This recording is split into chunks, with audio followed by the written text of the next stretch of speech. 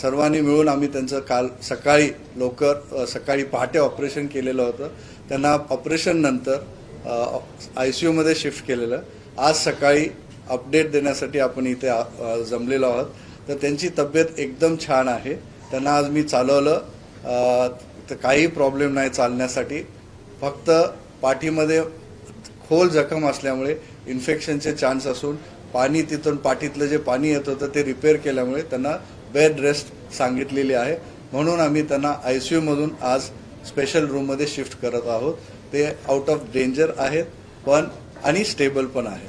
And he is very happy and he is very good and recovery is very satisfactory. Doctor Nisha Gandhi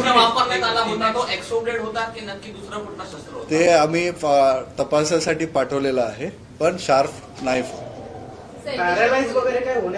काय आत्ता तरी काही chances नाही. Touchwood देवाची कृपा आहे की त्यांना काही आता रिस्क नाही. पॅरालिसिसचा काही प्रॉब्लेम नाही. त्यामुळेच मी बोललो की ते चालले त्यांना काही पॅरालिसिसचा किंवा काही त्रास नाही आहे आणि ते अगदी नॉर्मल आहेत, बोलतायत, खुश आहेत.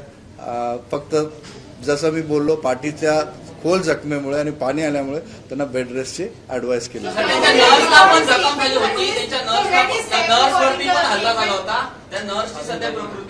एकदम छान आहे. तेच मी सांगतो. नर्व्स वरती इंजुरी नव्हती. नर्व्सच्या कव्हरिंग वरती बहुत फॉर्चुनेट है.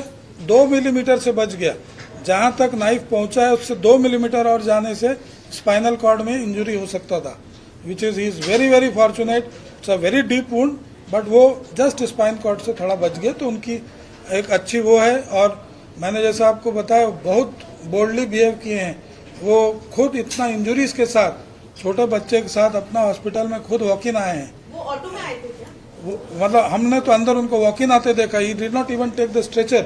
ही has come walked in the hospital like sir record का करने वाले